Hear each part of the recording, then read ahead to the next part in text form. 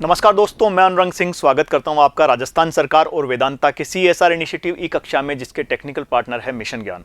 दोस्तों, आज हम पढ़ेंगे कक्षा 12 के इतिहास विषय का अध्याय 5। अभी तक हम दोस्तों कुछ अध्याय 4 तक कंप्लीट कर चुके हैं और आज का जो अध्याय 5 है इसका नाम है उपनिवेशवादी आक्रमण। दोस्तों, ये जो अध्याय है, जैसा हमने पहले आपको बताया था कि इतिहास जो है एक लगातार बहने वाली नदी के समान होता है, जिसमें घटनाक्रमों का एक क्रम होता है। तो वैसे ही जो आज का हमारा चैप्टर है, जो अध्याय है, ये उपनिवेशवादी आक्रमण के बारे में हमें बताता है। और एक ये वो बिंदु है, ये अध्याय उस बिंदु से शुरू होगा जब हम ये कह सकते हैं कि भारत में आधुनिक काल का इतिहास जो है शुरू होता है।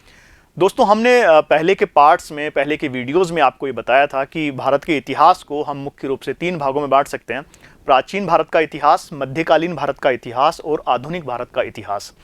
तो हम अभी तक प्राचीन भारत और मध्यकालीन भारत के इतिहास को पढ़ चुके हैं और आज जो हम बात करेंगे, जिस पार्ट को हम शुरू करने जा रहे हैं, जिस अध्याय को हम शुरू करने जा रहे हैं, उस अध्याय से ही हम ये मानते हैं कि वहाँ से भारत का आधुनिक इतिहास जो शुरू होता है। और ये जो इतिहास है, ये मुख्य रूप से हम देखेंगे कि भारत में अंग्रेज कंपनी, ईस्ट इंडिया कंपनी जिसे हम कहते हैं, और इसके अलावा दूसरी यूरोपीय कंपनियों के आगमन से शुरू होता है ये काल मुख्य रूप से। और इस काल में हम भारत की आज़ादी का एक लंबा संघर्ष अंग्रेजों के साथ करते हुए देखते हैं। तो बहुत ही महत्वपूर्ण ये अध्याय है, क्योंकि यहाँ से हम आधुनिक भारत की शुरुआत करेंगे। ये वो एक संक्रमण का बिंदु है जहाँ से मध्यकाल समाप्त होता है और आधुनिक काल शुरू होता है। और याद रखिए, इतिहास में कोई भी जो काल है वो अचानक शुरू नहीं होता है, कुछ बहुत ही महत्वपूर्ण परिवर्तन वहाँ होते हैं। तो ऐसा यहाँ भी होगा कि जो ये अध्याय हम पढ़ने जा रहे हैं, तो यहाँ इसे आधुनिक काल की शुरुआत होगी, तो इससे बहुत से परिवर्तन हम होते हुए देखते हैं। तो इस पार्ट को शुरू करने से पहले हम ये देख लें, इस आज के पार्ट में हम बात करेंगे स्पेशली जो हमारा इस अध्याय में जो बिंदु रहेगा वो 1857 की क्रांति रहेगा। आप सभी जानते हैं 1857 की क्रांति से बच्चा बच्चा वाकिफ है। हम जानते हैं कि वो सर्वप्रसिद्ध कविता वीरांगना झांसी की रानी के बारे में कि खूब लड़ी मर्दानी वो तो झांसी वाली रानी थी, बुंदेले हर बोलो के मुँह हमने सुनी कहानी थी। आप सबको पता है कि ये जो कहानी है 1857 की क्या है। तो 1857 की जो पूरी कहानी है उस पर हम नज़र डालेंगे और कौन कौन से बिंदु जो हैं इस कहानी के, कौन कौन से महत्वपूर्ण बिंदु जिनका हम अध्ययन करेंगे, उसके बारे में एक बार आपसे बात कर लेते हैं। सबसे पहले हम इस पाठ की शुरुआत में बात करेंगे पृष्ठभूमि की। पृष्ठभूमि इसीलिए दोस्तों क्योंकि मैंने अभी बताया, क्योंकि उपनिवेशवादी आक्रमण वाला जो पाठ है उसका एक मुख्य विषय है ये 1857 की क्रांति। तो वहाँ हम आपको एक बार जोड़ेंगे उससे कि किस तरह से मध्यकाल समाप्त होता है और 1857 की क्रांति तक कैसे पहुंचता है। ये पूरा कालखंड जो है लगभग 100 वर्षों का बीच का जो कालखंड है, यानी हम ये मान के चलते हैं कि 100 वर्षों का जो कालखंड है 1757 से लेकर 1857 तक का, वो पूरे 100 वर्षों का इतिहास आपको इस पृष्ठभूमि में आपको संक्षिप्त रूप से समझाने का प्रयास करेंगे हम, और कोशिश करेंगे कि ईस्ट इंडिया कंपनी की स्थापना से और जो दूसरी कंपनियां आई भारत में उनके बारे में आपको थोड़ा बहुत जानकारी देने के बाद हम मुख्य रूप से ईस्ट इंडिया कंपनी जो है उसके ऊपर फोकस करेंगे, क्योंकि ये जो है अभी तक 1857 की क्रांति के दौरान भारत में ब्रिटिश साम्राज्य नहीं था, केवल ईस्ट इंडिया कंपनी का शासन था। इस बात को आप अच्छी तरह से याद रखिए कि भारत में ईस्ट इंडिया कंपनी का ही शासन है और उसी के खिलाफ ये उसकी नीतियों के खिलाफ ही मुख्य रूप से 1857 की क्रांति होती है। और पहली बार भारत ये जनमानस इस बात के लिए तैयार होता है कि वो विदेशियों को यहां से बाहर खदेड़ दे। तो पृष्ठभूमि में हम बात करेंगे इन 100 वर्षों के इतिहास की कि किस प्रकार ईस्ट इंडिया कंपनी ने भारत में अपना राजनीतिक वर्चस्व स्थापित किया और वो कौन से और किस तरह से एक इन 100 वर्षों के इतिहास में एक जो अंग्रेजों के विरुद्ध जो भावना थी भारतीय जनमानस में, सैनिकों में, किसानों में, यहाँ के जमींदारों में, शासकों में, वो भावना कैसे पल्लवित हुई। तो पृष्ठभूमि की बात करेंगे। इसके अलावा हम बात करेंगे क्रांति के क्या कारण थे। 1857 की जो क्रांति है उसके क्या कारण थे। आप सभी जानते हैं उस एक कारण को कि जो चर्बी वाले जो कारतूस थे उनका इस्तेमाल की जो घटना है वो मुख्य रूप से इस क्रांति का कारण मानी जाती है। लेकिन केवल एकमात्र कारण नहीं था वो चर्बी वाले कारतूसों की जो घटना थी। इसके अतिरिक्त भी बहुत सारे ऐसे कारण थे जो पिछले कई वर्षों से भारतीय जनमानस को उद्वेलित कर रहे थे इस बात के लिए कि वो एक क्रांति करे। तो इसके जो प्रमुख कारण हैं उन पे हम चर्चा करेंगे, जिनमें हम सामाजिक कारणों की बात करेंगे, राजनीतिक कारणों की बात करेंगे, प्रशासनिक कारणों की बात करेंगे, धार्मिक कारणों की बात करेंगे और भी बहुत राजनीतिक कारण भी। तो इन सभी कारणों पे हम चर्चा करेंगे विस्तार से। इसके बाद हम बात करेंगे कि क्रांति का प्रारंभ कैसे हुआ। जो बहुत सारे कारण थे उनकी वजह से क्रांति शुरू कहाँ से होती है आप सभी जानते हैं, जो मेरठ से ये क्रांति शुरू होती है 10 मई 1857 ईस्वी को। हालांकि इसकी जो क्रांति की जो पहले जो तारीख तय की गई थी वो 31 मई 1857 की गई थी, लेकिन मेरठ के विद्रोह की वजह से ये क्रांति अपने अपने समय से पूर्व शुरू होती है। तो प्रारंभ आखिर इस क्रांति का कैसे हुआ इसके ऊपर हम बात करेंगे। इसके बाद ये देखेंगे कि क्रांति का जो मेरठ से शुरू होती है और किस तरह से वो दिल्ली, कानपुर, लखनऊ और दक्षिणी भारत तक पहुंच जाती है, उसके बारे में हम विस्तार से चर्चा करेंगे। इस क्रांति का विस्तार कहाँ कहाँ हुआ इसके बारे में बात करेंगे। इसके अलावा इस क्रांति के प्रमुख नायक, ये बहुत महत्वपूर्ण है, क्रांति की जो प्रमुख नायक रहे, दिल्ली में किसने क्रांति का नेतृत्व किया। जैसे हम देखते हैं बहादुर शाह जफर जो है दिल्ली में क्रांति का नेतृत्व करते हैं। रानी लक्ष्मीबाई के बारे में बात करेंगे, तात्या टोपे के बारे में हम बात करेंगे, कुंवर सिंह के बारे में हम बात करेंगे, नाना साहेब के बारे में बात करेंगे। तो ये जितने भी क्रांति के जो नायक हैं इनके बारे में हम विस्तार से बात करेंगे इसी भाग के अंदर, जिसमें हम बात करेंगे प्रारंभ, विस्तार और इसके नायक। इसके अलावा हम ये बात भी देखेंगे कि क्रांति की असफलता के क्या कारण थे। हम देखते हैं कि एक बड़ी क्रांति होती है और जो लगभग 1 वर्ष से अधिक समय तक होती है पूरी क्रांति, और एक तरह से मानते हैं कि उस समय भारत में अंग्रेज शासन जो है, ईस्ट इंडिया कंपनी का शासन समाप्त हो जाता है, लेकिन फिर भी अंग्रेज इस क्रांति को दबाने में सफल होते हैं। तो आखिर वो कौन से कारण थे जिनकी वजह से ये जो क्रांति थी वो असफल हो गई, तो उन कारणों का भी हम गौर से बात करेंगे यहाँ पर। इसके बाद हम देखेंगे कि क्रांति के परिणाम क्या निकले आखिर। हालांकि ये क्रांति असफल हो गई थी, लेकिन इसके बावजूद भी इस क्रांति ने बहुत ही स्थायी परिणाम छोड़े। इस क्रांति का महत्व काफ़ी महत्वपूर्ण था, क्योंकि इस क्रांति के बाद हम देखते हैं कि भारत में ईस्ट इंडिया कंपनी के शासन का समाप्ति हो जाती है और जो ब्रिटिश ताज है वो भारत का शासन अपने हाथ में ले लेते हैं। और इसके अलावा बहुत से बड़े परिवर्तन हम भारत में देखते हैं।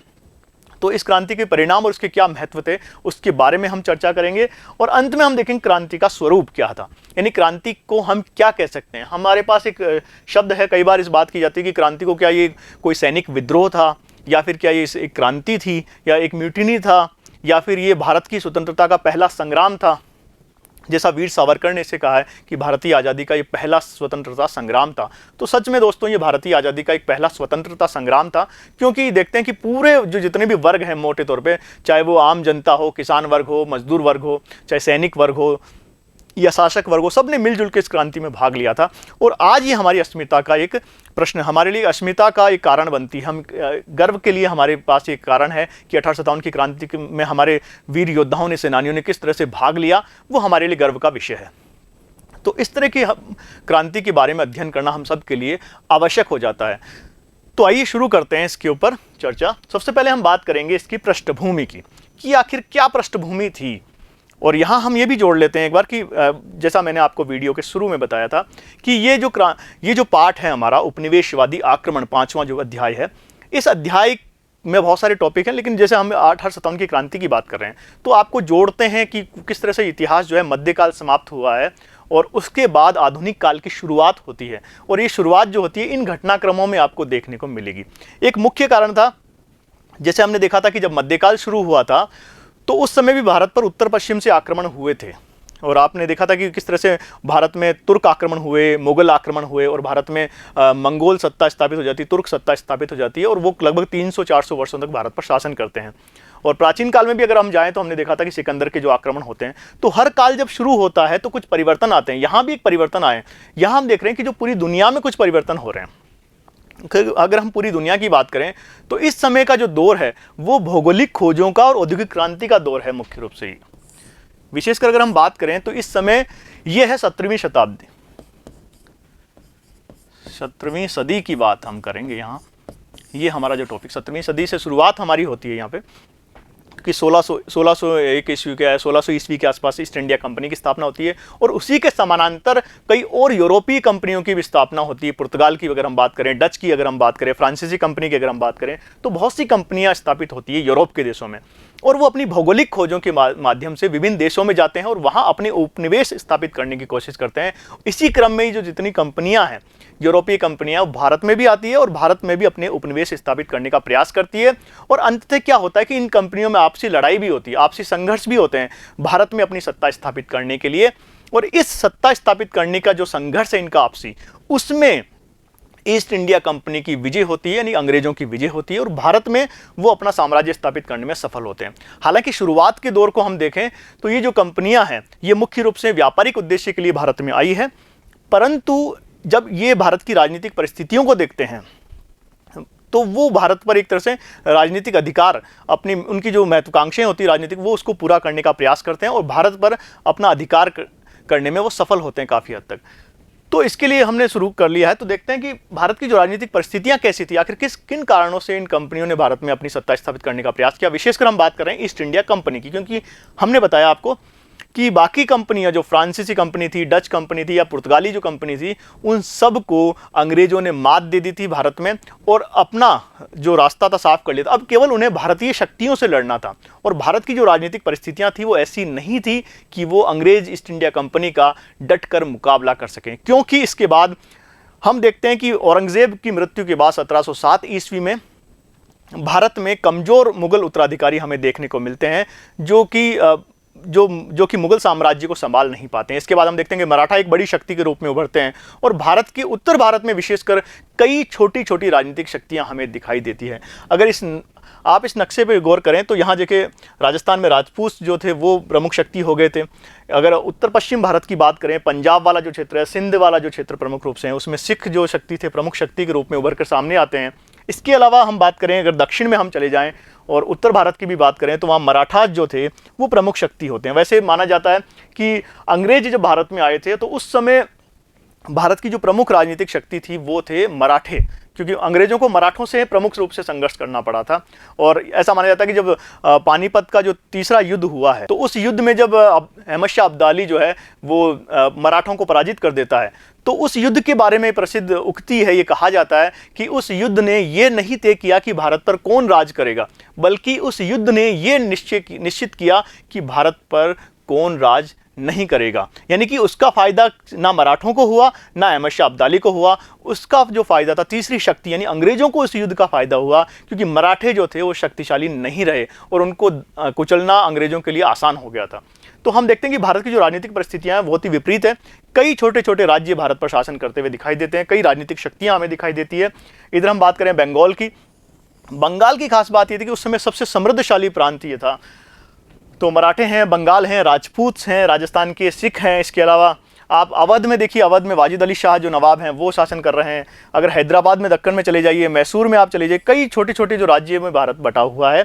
और ये जो परिस्थितियां थी बहुत ही अनुकूल थी अंग्रेजों के लिए, ईस्ट इंडिया कंपनी के लिए, भारत में अपने शासन के लिए। और इस प्रकार हम देखते हैं किस प्रकार उन्होंने केवल मात्र 100 वर्षों के छोटे से टाइम पीरियड में, छोटे से अवधि में उन्होंने पूरे भारत पर अधिकार कर लिया था।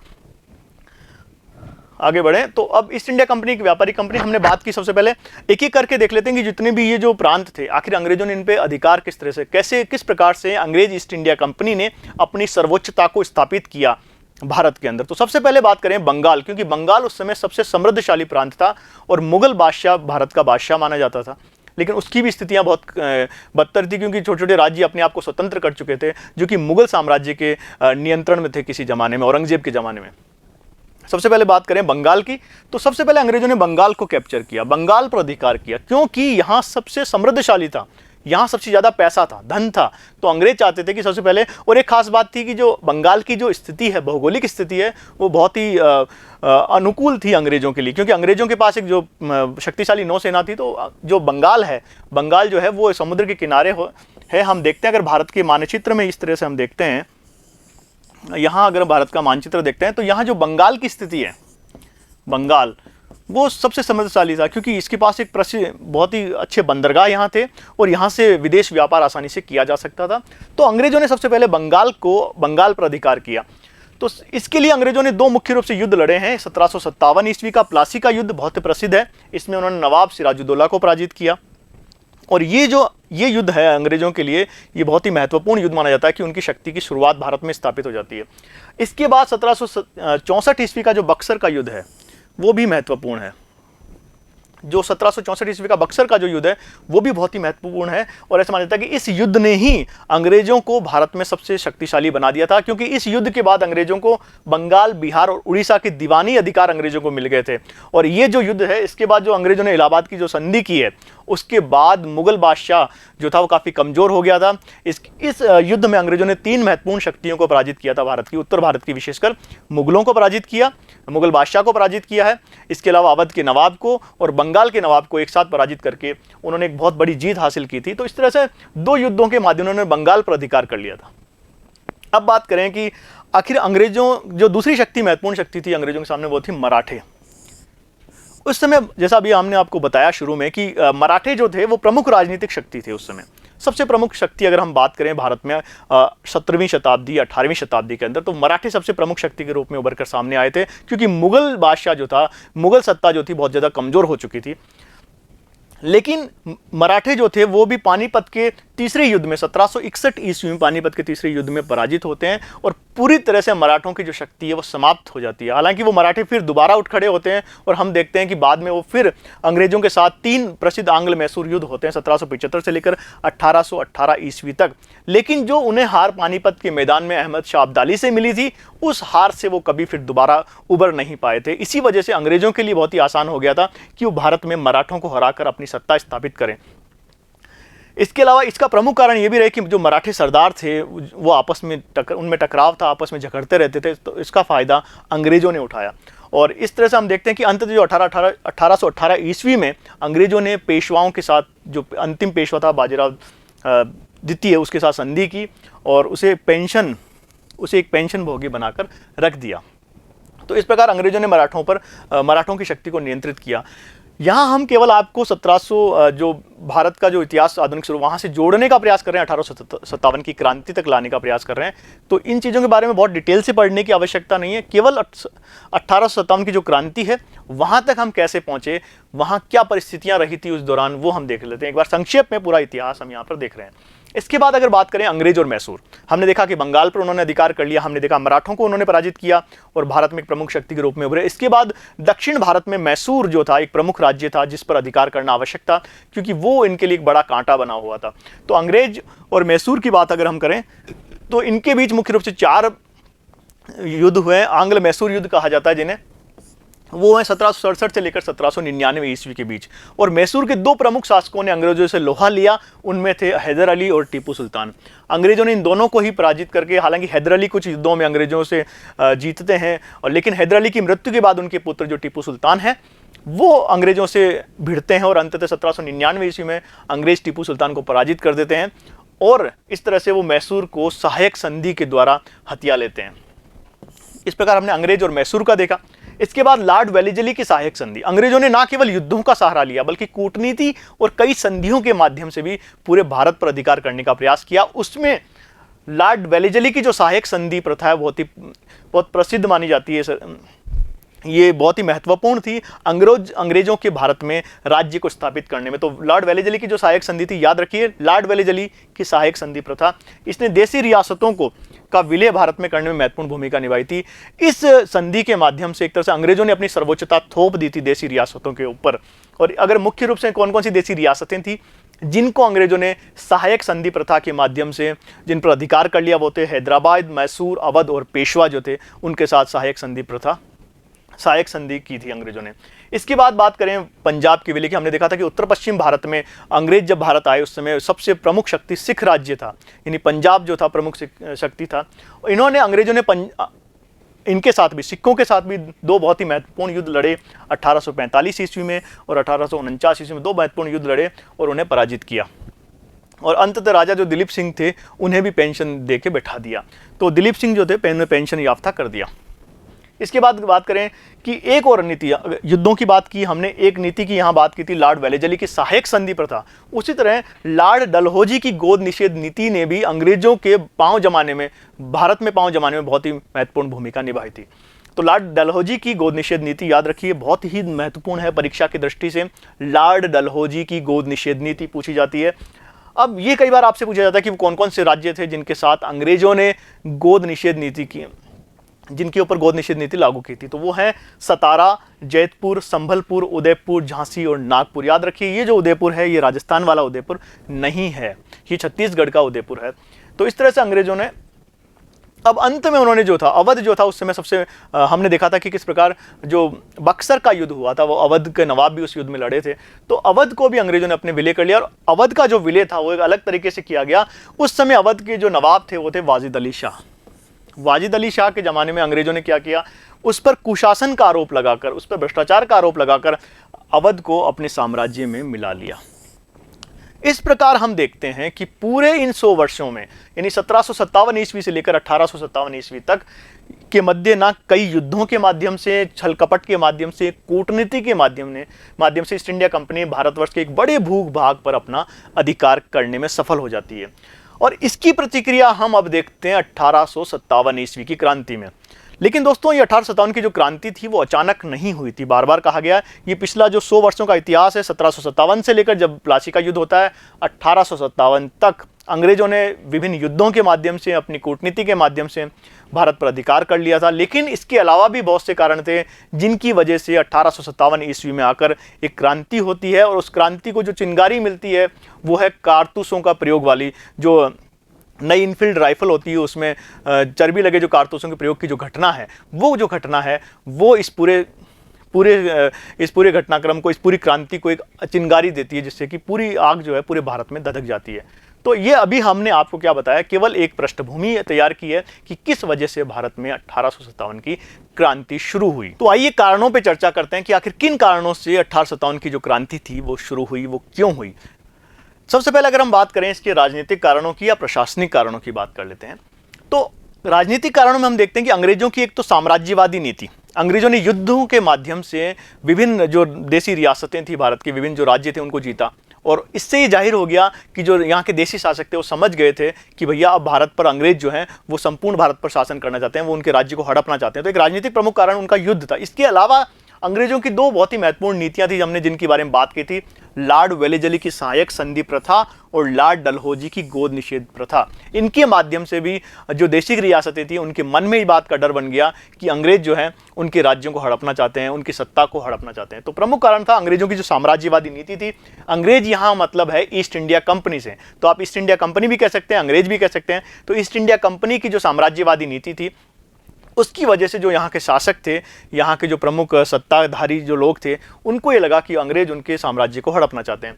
इसके अलावा जो भारत के दूसरे स्तर पर जो थे जमींदार जो थे, उनके विरुद्ध भी अंग्रेजों ने अपमानजनक व्यवहार किए, उनकी ज़मीनें उनसे छीन ली गई, उनकी सत्ता उनसे छीन ली गई।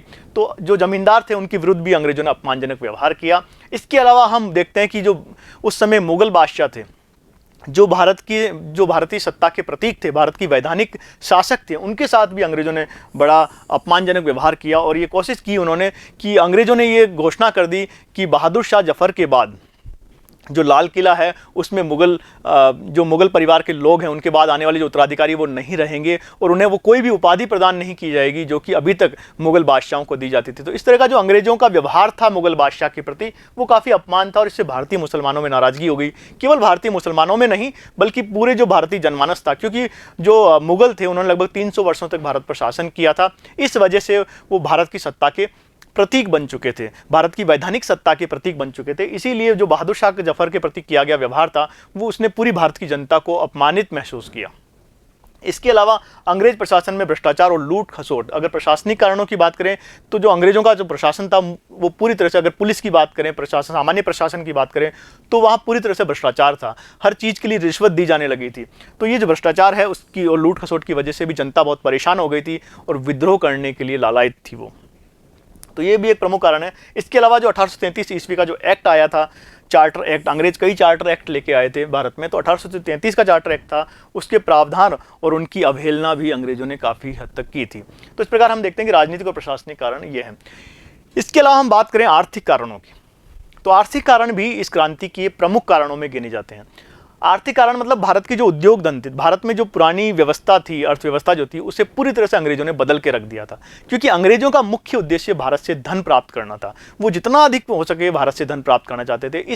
इसलिए उन्होंने भारत की संपूर्ण अर्थव्यवस्था को, जो परंपरागत भारत की अर्थव्यवस्था थी, ग्रामीण अर्थव्यवस्था थी, उसे पूरी तरह से उन्होंने समाप्त कर दिया। और एक तरह से उन्होंने भारत का धन का निष्कासन करने का प्रयत्न किया। पूरी तरह से वो कोशिश करते थे कि भारत का जितना ज़्यादा धन हो सके वो इंग्लैंड ले जाने की कोशिश करते थे। और इसके लिए उन्होंने भारत के जो उद्योग धंधे थे उनका शोषण किया और उनको पूरी तरह से चौपट करके रख दिया।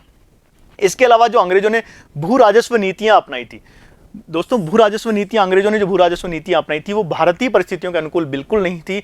इसकी वजह से जो भू राजस्व नीतियां थी उनकी वजह से ना केवल भारत का जमींदार वर्ग बर्बाद हो गया बल्कि गरीब हो गया। इसके अलावा जो भारत के किसान वर्ग थे उनके अनुकूल भी ये भू राजस्व प्रणालियां नहीं थी, क्योंकि भारत का जो पुराना जमींदार वर्ग था वो इस बात को समझता था, जो वहाँ के किसान थे, मजदूर थे, उनकी परिस्थितियों को समझता था, और उस हिसाब से भारत में भू राजस्व प्रणालियां जो मुगलों के समय लागू थी वो चल रही थी। लेकिन अंग्रेजों ने आकर उन्हें अपने लाभ के लिए बदल दिया, चाहे वो रेतवाड़ी प्रथा हो, चाहे महालवारी प्रथा हो, या फिर वो स्थायी बंदोबस्त की प्रथा हो। ये 3 प्रथाएं अंग्रेजों ने लागू की थी पूरे भारत में। ये तीनों ही भारत के लिए घातक साबित हुई और इसकी वजह से भारतीय जनता उनके खिलाफ विद्रोह के लिए तत्पर हो गई। इसके अलावा एक खास बात थी कि अंग्रेजों ने जो भारत के उद्योग धंधे थे उन्हें भी पूरी तरह से नष्ट कर दिया था। अगर विशेषकर कपड़ा उद्योग की बात करें तो कपड़ा उद्योग को सबसे ज़्यादा क्षति हुई थी अंग्रेजों की नीतियों की वजह से। इसमें कच्चे माल पर कम, इसके लिए क्या किया अंग्रेज जो थे वो भारत से क्या करते थे कि कच्चा माल जो था भारत में, रॉ मटेरियल जो था भारत का, वो लेके जाते थे इंग्लैंड, और वहाँ से जो तैयार माल था, घटिया माल जो तैयार होता था, वो भारत के मार्केट में आके डाल देते थे। और इस तरह से जो भारत के उद्योग धंधे थे वो उनसे कॉम्पिटिशन्स, उनसे प्रतिस्पर्धा नहीं कर पा रहे थे। और क्योंकि इंग्लैंड में उस समय औद्योगिक क्रांति हुई थी तो इस वजह से वहाँ उत्पादन अत्यधिक बढ़ गया था। तो अंग्रेजों ने क्या किया, पूरी तरह से भारत के कपड़ा उद्योग को इस तरह से बर्बाद कर दिया। इसके अलावा इंग्लैंड की औद्योगिक क्रांति के परिणाम स्वरूप पर उद्योग नष्ट हो गए। तो ये हमने देखा कि जो आर्थिक कारण है उन्होंने भारत की अर्थव्यवस्था की नींव हिला के रख दी और भारत में गरीबी का एक जाल बिछा दिया अंग्रेजों ने। इसकी वजह से जो कई अकाल भी भारत में जब पड़े तो अंग्रेजों ने उनकी ओर भी ध्यान नहीं दिया। तो हम देख रहे हैं कि भारत का पूरा धन वो यहाँ से लेके जाते थे, लेकिन भारत में लेके कुछ नहीं आते थे भारत के लिए, केवल धन लूटने का उन्होंने पूरा षड्यंत्र रचा। इसके अलावा सामाजिक कारणों की बात करें तो सामाजिक कारणों में अंग्रेज जो थे वो भारतीयों को हे दृष्टि से देखते थे, घृणा की दृष्टि से देखते थे, और उन्हें वो अपने से कमतर मानते थे। और अंग्रेजों का ये मानना था कि वो भारत में भारतीयों को सभ्य बनाने के लिए आए हैं। तो इस तरह की जो अंग्रेजों की भावना थी उसके विरुद्ध भी भारतीयों में एक तरह का भाव पैदा हुआ कि वो अंग्रेजों को यहाँ से बाहर निकाल दें। इसके अलावा जो अंग्रेजों ने पाश्चात्य शिक्षा नीति जो भारत में लागू की उसने भी भारतीयों के मन में शंका उत्पन्न कर दी, क्योंकि अंग्रेजों की जो पाश्चात्य नीति थी वो भारत की परिस्थितियों के अनुकूल नहीं थी और उनके रीति रिवाजों के अनुकूल भी वो चीज़ें नहीं थी। तो इन सामाजिक कारणों ने भी अंग्रेजों के विरुद्ध एक भावना भड़काने का काम किया। इसके अलावा धार्मिक कारणों की बात करें तो अंग्रेजों ने ऐसे बहुत से सुधार, अंग्रेजों ने ऐसे बहुत सी नीतियां बनाई जिसकी वजह से यहाँ के जो लोग थे, चाहे वो हिंदू थे, मुसलमान, उनकी धार्मिक भावनाओं को ठेस पहुंची। इसके अलावा जैसे हम कुछ उदाहरण यहाँ ले सकते हैं कि उन्होंने एक दोषपूर्ण पैतृक संपत्ति कानून बनाया। अंग्रेजों ने क्या किया कि अंग्रेजों ने इस कानून लेकर आए 1813 के चार्टर एक्ट के तहत कि जो भी व्यक्ति अगर हिंदू धर्म से या मुसलमान धर्म से ईसाई धर्म ग्रहण करेगा तो उसकी संपत्ति में उसको हिस्सा उसका दिया जाएगा। तो इस प्रकार हम देखते हैं कि पैतृक संपत्ति की जो कानून था उसमें दोषपूर्ण परिवर्तन उन्होंने किए और अपने फायदे के लिए ईसाई धर्म के प्रचार के लिए उसमें परिवर्तन किए, जिससे भारत की जनता की धार्मिक भावनाओं को ठेस पहुंची। इसके अलावा 1813 के चार्टर एक्ट में भी उन्होंने ईसाई धर्म के प्रचार प्रसार की स्वीकृति प्रदान कर दी और ईसाई जो लोग थे या जो पादरी लोग थे वो पूरे भारत में एक तरह से खुल्लम खुला अपने ईसाई धर्म का, अपनी संस्कृति का प्रचार करने लगे थे। इसके अलावा अंग्रेजों ने मस्जिदों और मंदिरों पर भी संपत्ति कर लगा दिया। अभी तक क्या था कि भारत में मंदिरों और मस्जिदों की जो संपत्तियां होती थी उन पर धार्मिक कर नहीं लगाए जाते थे, लेकिन अंग्रेजों ने इन पर धार्मिक कर लगा दिए थे। इससे भी भारतीयों की धार्मिक भावनाओं को ठेस पहुंची थी। इसके अलावा अंग्रेजों ने कई ऐसे कानून भी बनाए जिन्होंने भारतीय जो रूढ़िवादी जो भारतीय थे उनकी भावनाओं को ठेस पहुंची थी। हालांकि हमें कई बार देखने, जैसे सती प्रथा के खिलाफ जो कानून बनाया था 1829 ईस्वी में लॉर्ड बेंटिंग ने, हालांकि वो एक दृष्टि से देखने में सही लगता है, लेकिन उस समय भारत की जो जनता थी उसने उसे अपनी धार्मिक भावनाओं के खिलाफ समझा था। तो इस तरह से हम देखते हैं कि अंग्रेजों की कई नीतियां थी वो। इसके अलावा उन्होंने पुनर्विवाह अधिनियम भी लेके आए 1856 ईस्वी में, लेकिन वो भी भारतीयों ने अपनी परंपराओं के खिलाफ उसको भी माना। तो इस प्रकार इनके सामाजिक और धार्मिक जो कारण थे इन्होंने भारतीय जनता की भावनाओं को भड़काया और भारत की जो आम जनता थी वो अंग्रेजों के विरुद्ध हो गई थी। अब बात करें सैनिक कारणों की। दोस्तों, राजनीतिक कारण देखे हमने, सामाजिक और धार्मिक कारण देखे हमने, आर्थिक कारण भी देखे जिन कारणों से ये विद्रोह या क्रांति जो थी 1857 की वो हुई। लेकिन सैनिक विद्रोह जो थे ये प्रमुख माने जाते हैं, क्योंकि सैनिक विद्रोह ने इस क्रांति को तत्काल, ये जो क्रांति हुई थी वो सैनिक विद्रोह के रूप में शुरू हुई थी, जो बाद में जाके एक व्यापक क्रांति बन गई थी। तो सैनिक कारण जानना बहुत जरूरी होता है। सैनिक कारणों की बात करें तो क्रांति के पूर्व भी कई विद्रोह हो चुके थे। हम देख रहे थे कि 1757 ईस्वी से लेकर 1857 ईस्वी तक का जो 100 वर्ष का कार्यकाल था, इसमें ईस्ट इंडिया कंपनी का जो कार्यकाल था, ईस्ट इंडिया कंपनी का जो समय था, इसमें अनेक विद्रोह पहले ही हो चुके थे। हालांकि ऐसा नहीं कि पहली बार 1857 की क्रांति का ये विद्रोह या क्रांति हुई थी।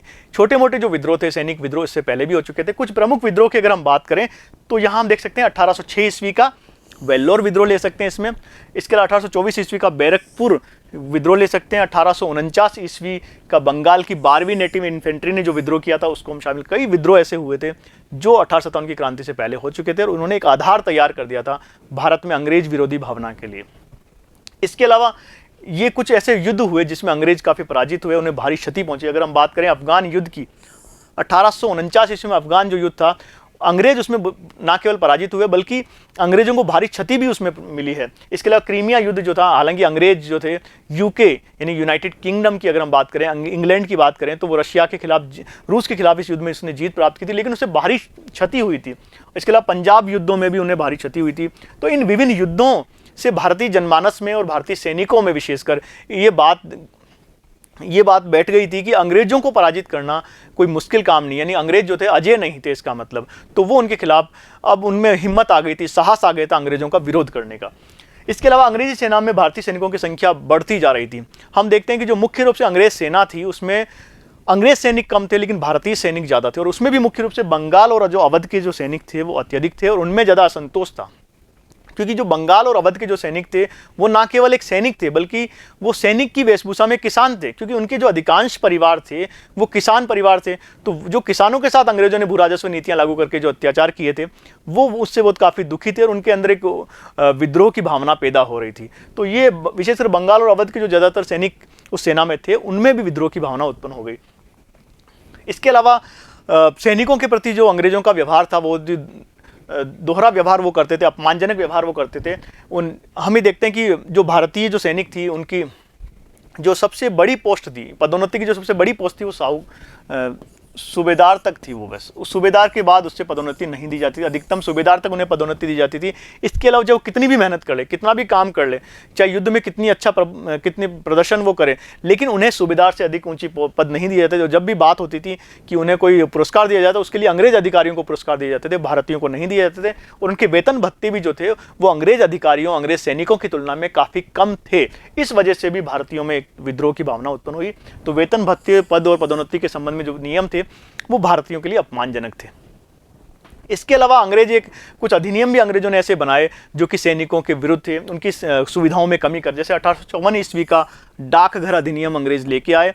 उसमें ईस्ट इंडिया कंपनी ने क्या किया, जो भारतीय सैनिकों की जो सहायता मिलती थी, निःशुल्क जो डाक सुविधा प्राप्त होती थी, उसको भी उन्होंने समाप्त कर दिया। इससे भी सैनिकों में बड़ा रोष उत्पन्न हुआ। इसके अलावा 1856 ईस्वी में जो एक कानून आया, सामान्य सेवा भर्ती नियम, ये बहुत महत्वपूर्ण है, याद रखिए। 1856 ईस्वी में लॉर्ड कैनिंग जो थे वो वाइसराय थे, कह सकते हैं गवर्नर जनरल थे। तो उन्होंने एक अधिनियम बनवाया था, सामान्य सेवा भर्ती अधिनियम, जिसके तहत भारतीयों को अब भारत से बाहर युद्ध लड़ने के लिए जाना अनिवार्य कर दिया गया था। और दोस्तों, भारतीय जो सैनिक थे, जो भारतीय जनता थी, उसमें ऐसी भावना थी कि समुद्र पार जाकर युद्ध करने से उनकी जो रीति रिवाज थे या उनका जो जाति थी वो खराब हो सकती है। तो इसी वजह से भारतीयों ने इस अधिनियम का विरोध किया और एक तरह से अंग्रेजों के विरुद्ध उनमें भावना उत्पन्न हुई। अब बात करते हैं तात्कालिक कारणों की। दोस्तों, सब जो कारण थे, एक लंबे समय तक जो कारण थे बन रहे थे और एक भावना जो थी अंग्रेजों के विरुद्ध पैदा हो रही थी। लेकिन इस पूरी भावना को जिस चिंगारी ने आग दी, वो जो घटना थी वो थी चर्बी वाले कारतूसों का प्रयोग। दोस्तों, होता क्या कि अंग्रेज एक नई राइफल लेके आते हैं। जो सैनिक थे उनके लिए अंग्रेजों ने एक नई राइफल मंगाई थी, एक नई बंदूक, आप सरल भाषा में समझ सकते हैं, बंदूक मंगवाई थी। और उस बंदूक में जो कारतूस इस्तेमाल किए जाते थे, उन कारतूसों को बंदूक में डालने से पहले उनके जो ऊपर जो कुछ हिस्सा लगा होता था, तो उस चर्बी को हटाना पड़ता था दांत से खोलकर। इस तरह से वो कारतूस हुआ करता था दोस्तों, इस तरह से कोई कारतूस था। तो ये जो ऊपर वाला हिस्सा था, ये चर्बी लगी होती थी इस पर इस तरह की कुछ लोग कहते हैं कि अफवाहें थी या सत्य था, पूरी तरह से कुछ नहीं कहा, लेकिन कुल मिला के ये एक भावना लोगों में हुई कि उसके ऊपर सुअर और गाय की चर्बी लगी होती थी। उस कारतूस के ऊपर वाला जो, इसे काटना पड़ता था दांत से, और उसके बाद जो इसमें बारूद थी वो बंदूक की नली में डाली जाती थी। तो इस पर क्योंकि सुअर और गाय की चर्बी लगी थी, जो कि हिंदू और मुसलमान दोनों की धार्मिक भावनाओं के विरुद्ध थी। क्योंकि हिंदू जो थे वो गाय को पवित्र मानते थे और जो मुसलमान थे वो सुअर को अपने लिए पवित्र मानते हैं। तो ऐसी भावना इस तरह के जो कारतूस थे वो हिंदू और मुसलमान दोनों की धार्मिक भावनाओं को ठेस पहुंचाने वाले थे, और उनके मन में जो लावा उबल रहा था उसने तुरंत एक तरह से विस्फोटक काम किया इस घटना ने। तो हिंदू और मुसलमान दोनों की धार्मिक भावनाओं को ठेस पहुंचाई और उन्होंने इस तरह से तुरंत विद्रोह के लिए वो तैयार हो गए। और ये जो चिंगारी थी चर्बी वाले कारतूस वाली, इसने पूरे भारत में एक तरह से आग लगा के रख दी। और फिर आगे के हम भागों में हम देखेंगे कि किस प्रकार से जो घटना थी इसने पूरे भारत में विद्रोह का, इस पूरे भारत में इस क्रांति को फैलाने में सहायता प्रदान की। तो दोस्तों, आज के इस भाग में हमने पहले भाग में ये देखा था कि किस प्रकार भारत में ईस्ट इंडिया कंपनी जब आती है तो भारत की राजनीतिक परिस्थितियां क्या थी, और 1857 की जो क्रांति की जो प्रमुख कारण थे वो क्या कारण है, उस पर हमने विस्तार से चर्चा की है।